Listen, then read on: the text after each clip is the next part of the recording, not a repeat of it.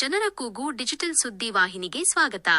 ಇಂದಿನ ಪ್ರಮುಖ ಸುದ್ದಿಯೊಂದಿಗೆ ನಾನು ನಿಮ್ಮ ವಾಣಿ.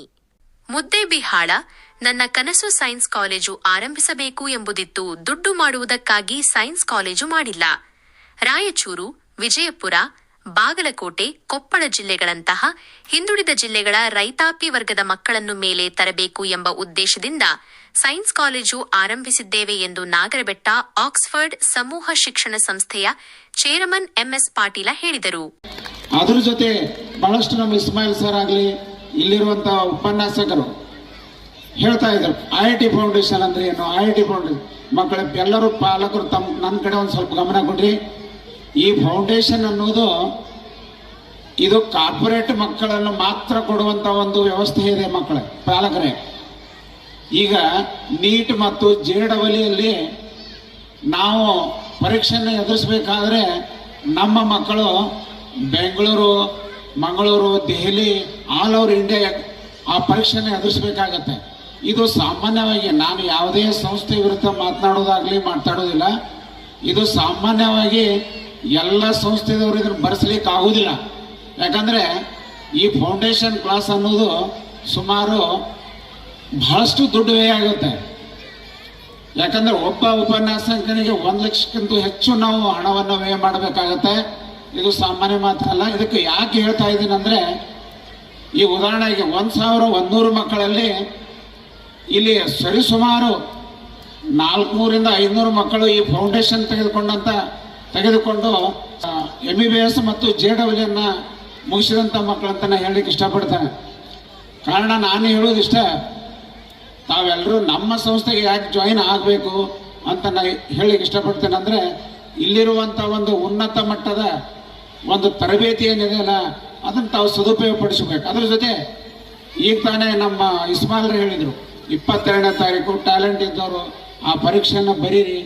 ಆ ಪರೀಕ್ಷೆಯಲ್ಲಿ ಬಡವ ಇರ್ಬೋದು, ಶ್ರೀಮಂತರು, ಯಾರೇ ಇರ್ಬೋದು, ಅಲ್ಲಿ ಪ್ರತಿಭೆ ಇದ್ರೆ ಅವ್ರು 5 ಅಥವಾ 10 ತಂದಿದ್ದಾರೆ. ನಿಜವಾದ ಪ್ರತಿಭೆ ಇದ್ರೆ ಅದಕ್ಕೆ ಎಷ್ಟು ಬೇಕಾದಷ್ಟು ಮಕ್ಕಳನ್ನು ಒಂದು ಫ್ರೀಯಾಗಿ ನಾವು ತರಬೇತಿಗೆ ಕೊಡಲಿಕ್ಕೆ ನಾವು ಸಿದ್ಧರಿದ್ದೀವಿ ಅಂತ ಹೇಳ್ತಾ, ಈಗ ಮುಂದಿನ ಕಾರ್ಯಕ್ರಮ ಈ ಒಂದು ಕ್ರಮಕ್ಕೆ ತಾವೆಲ್ಲರೂ ಉತ್ಸಾಹದಿಂದ ಇದ್ದೀರಿ. ಅದನ್ನು ಸಮಾಧಾನದಿಂದ ತಾವೆಲ್ಲರೂ ಅದನ್ನು ಕಾರ್ಯಕ್ರಮವನ್ನು ಸರಿಪಡಿಸಬೇಕು ಅಂತ ಹೇಳಿ.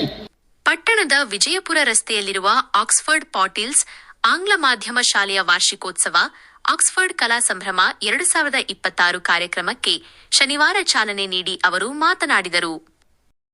ಸಂಸ್ಥೆಯ ಆಡಳಿತಾಧಿಕಾರಿ ಅಮಿತಗೌಡ ಪಾಟೀಲ ಮಾತನಾಡಿ, 187 ವಿದ್ಯಾರ್ಥಿಗಳಿಗೆ ಮೆಡಿಕಲ್ ಸೀಟು ದೊರೆತಿದೆ. ನಮ್ಮ ಸಂಸ್ಥೆಯಲ್ಲಿ ಓದಿದ 35ಕ್ಕೂ ಹೆಚ್ಚು ವಿದ್ಯಾರ್ಥಿಗಳು ಮೆಡಿಕಲ್ ಸೀಟು ಪಡೆದುಕೊಳ್ಳುವಲ್ಲಿ ಯಶಸ್ವಿಯಾಗಿದ್ದಾರೆ.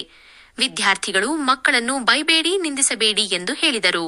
ವಿದ್ಯಾರ್ಥಿಗಳು ನಮ್ಮ ಕಾಲೇಜಿನಲ್ಲಿ ಅಡ್ಮಿಷನ್ ತಗೊಂಡು ಸರಿಸುಮಾರು 30ಗಿಂತ 35 ವಿದ್ಯಾರ್ಥಿಗಳು MBBS ಅನ್ನು ತೆಗೆದುಕೊಂಡಿದ್ದಾರೆ. ಯಾಕೆ ಈ ಮಾತನ್ನ ಒತ್ತಿ ಹೇಳ್ತೀನಪ್ಪ ಅಂದ್ರೆ, ಈಗ ನಮ್ಮ ಹೈಸ್ಕೂಲ್ನಲ್ಲಿ ನಾವು ಸರಿಸುಮಾರು ಲಾಸ್ಟ್ ಇಯರ್ ನಾವು 2021 ಇಲ್ಲಿವರೆಗೆ 625 ರಿಸಲ್ಟ್ ಅನ್ನು ಕೊಟ್ಟಿವಿ. ಆದ್ರೆ SLC ರಿಸಲ್ಟ್ PUC ದಲ್ಲಿ ಕೌಂಟ್ ಆಗಂಗಿಲ್ಲ. ಒಂದು ಗಮನಕ್ಕಿರಲಿ, SLC ಯಲ್ಲಿ ಯಾವ ವಿದ್ಯಾರ್ಥಿ ಒಳ್ಳೆ ಸ್ಕೋರ್ ತೆಗೆದ್ರೆ ಅದು PUC ಯಲ್ಲಿ ಕೌಂಟ್ ಆಗಂಗಿಲ್ಲ. ನೀವು ವಿದ್ಯಾರ್ಥಿಗಳು ಮತ್ತು ನಿಮ್ಮ ಮಕ್ಕಳಿಗೆ ನೀವು ಯಾವುದೇ ಕಾರಣಕ್ಕೂ ಅವರಿಗೆ ಟೀಕಿಸ್ಬೇಡ್ರಿ, ಬೈಬೇಡ್ರಿ. ಯಾಕಪ್ಪ ಅಂದ್ರೆ SLC ಅಲ್ಲಿ ಓದ್ತಾರಂತ ಟಾಪಿಕ್ ಬೇರೆ ಇರ್ತೈತಿ. ರಿಲೇಟೆಡ್ ಟು ಫಸ್ಟ್ ಸೆಕೆಂಡ್ ಇರಬಹುದು. ಅಲ್ಲಿ ನೀವು ಏನ್ ಫೋಕಸ್ ಮಾಡೋ, ಓನ್ಲಿ ಥಿಯರಿಯನ್ನ ಫೋಕಸ್ ಮಾಡಬೇಕಾಗತ್ತೆ. ಆದ್ರೆ ಫಸ್ಟ್ PUC ಮತ್ತು ಸೆಕೆಂಡ್ PUC ಅಲ್ಲಿ ಬಂದ್ರೆ ನೀವು ಫೋಕಸ್ ಮಾಡಬೇಕಾಗಿದ್ದು MCQ ಮಲ್ಟಿಪಲ್ ಚಾಯ್ಸ್ ಕ್ವಶನ್ ಇರಬಹುದು.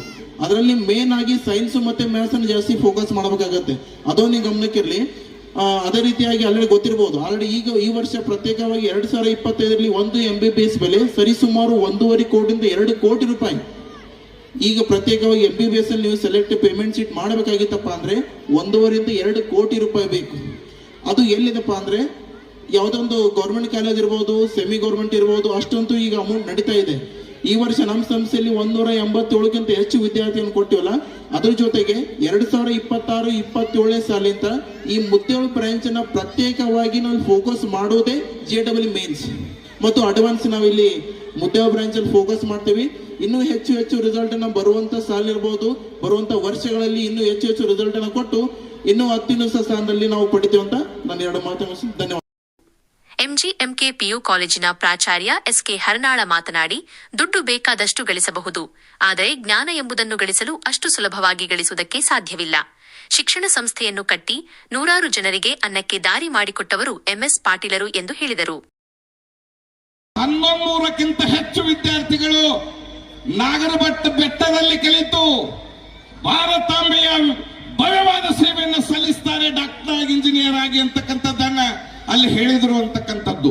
ಅಂತ ಪ್ರತಿಷ್ಠಿತ ಸಂಸ್ಥೆ ಮುದ್ದೇಬಿಹಾಳದಲ್ಲಿ ಹುಟ್ಟಾಕಿದ್ದಾರೆ. ಅಂತ ಪ್ರತಿಷ್ಠಿತ ಸಂಸ್ಥೆ ಈ ವರ್ಷ 2025-26ನೇ ಸಾಲಿನಲ್ಲಿ ಬಾಗಲಕೋಟೆಯಲ್ಲಿ ಕೂಡ ಹೊಸ ಓಪನ್ ಬ್ರಾಂಚ್ ತಯಾರಿಸಿದ್ದಾರೆ. ಅವರ ಪ್ರತಿಭೆ ಇನ್ನು ಬೆಳಗಲಿ. ದುಡ್ಡು ಬೇಕಾದಷ್ಟು ಗಳಿಸಬಹುದು, ಆದರೆ ಜ್ಞಾನ ಅಂತಕ್ಕಂಥದ್ದು ಗಳಿಸಕ್ ಸಾಧ್ಯತೆ ಇಲ್ಲ.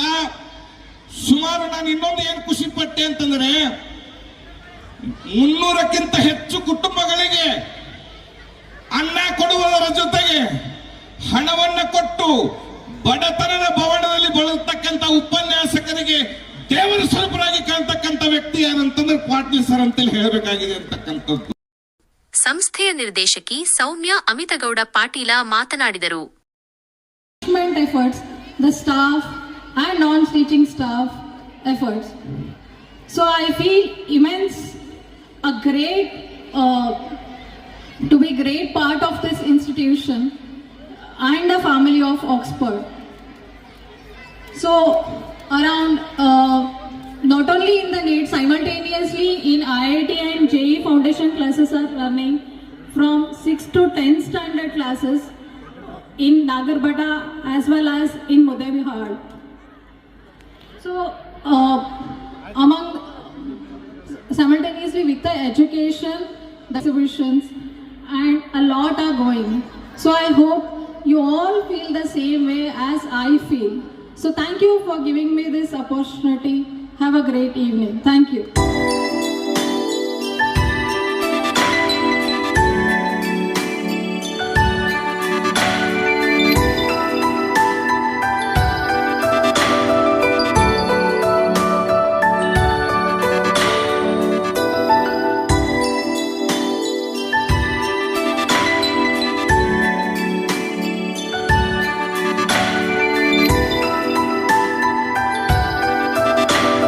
ಕಾರ್ಯಕ್ರಮದಲ್ಲಿ ಸಾನ್ನಿಧ್ಯ ವಹಿಸಿದ್ದ ಇಲಕಲ್ ಶ್ರೀಗಳು, ನಿರ್ದೇಶಕ ದರ್ಶನಗೌಡ ಪಾಟೀಲ, ವಕೀಲ ಎಸ್ಆರ್ ಜೋಗಿ, ಢವಳಗಿ ಗ್ರಾಮ ಪಂಚಾಯಿತಿ ಮಾಜಿ ಉಪಾಧ್ಯಕ್ಷ ಸುರೇಶಗೌಡ ಪಾಟೀಲ, ಮುಖಂಡ ಎಂಕೆ ಗುಡಿಮನಿ, ಶಿಕ್ಷಕರಾದ JD Mulla, Sangamesh Hoogar, NA Birajdar, ASI KS Aski, ಗ್ರಂಥಪಾಲಕ ಸಗರಿ ಮೊದಲಾದವರು ಇದ್ದರು.